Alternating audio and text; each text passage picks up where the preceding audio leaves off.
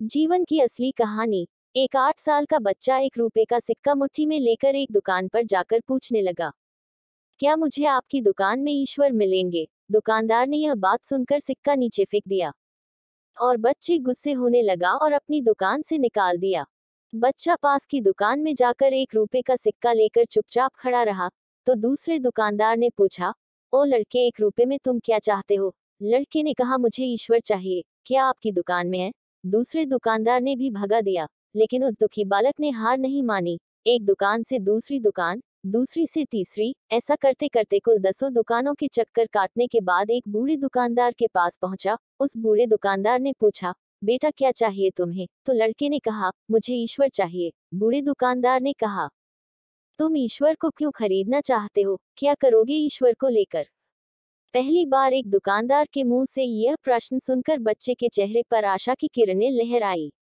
लगता है इसी दुकान पर ही ईश्वर मिलेंगे, बच्चे ने बड़े उत्साह से उत्तर दिया।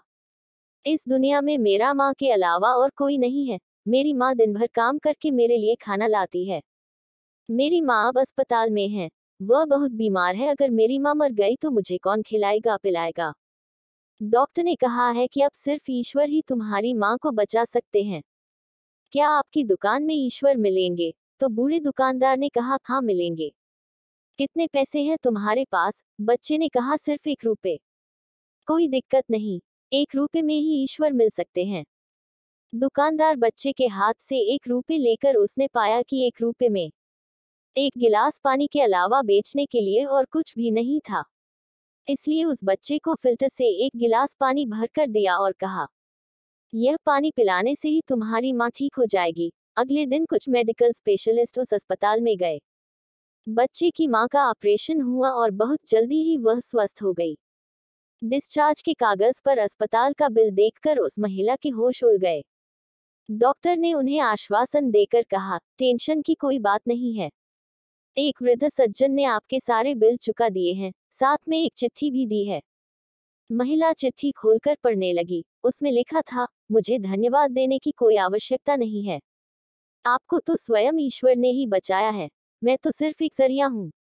यदि आप धन्यवाद देना ही चाहती हैं तो अपने अबोध बच्चे को दीजिए, जो सिर्फ 1 रुपए लेकर ना समझो की तरह ईश्वर को ढूंढने निकल पड़ा था। उसके मन में यह दृढ़ विश्वास था कि एकमात्र ईश्वर ही आपको बचा सकते हैं। विश्वास इसी को ही कहते हैं। ईश्वर को ढूंढने के लिए करोड़ों रुपए दान करने की जरूरत नहीं होती। यदि मन में अटूट विश्वास हो तो 1 रुपए में भी मिल सकते हैं।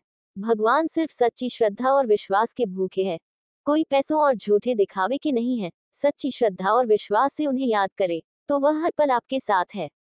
इस विश्वास की धाकड़ कहानी वीडियो कैसी लगी, हमें कमेंट करके जरूर बताएं। इस कहानी को औरों तक पहुंचाने के लिए लाइक जरूर करें ताकि यूट्यूब आगे भेज सके। धन्यवाद।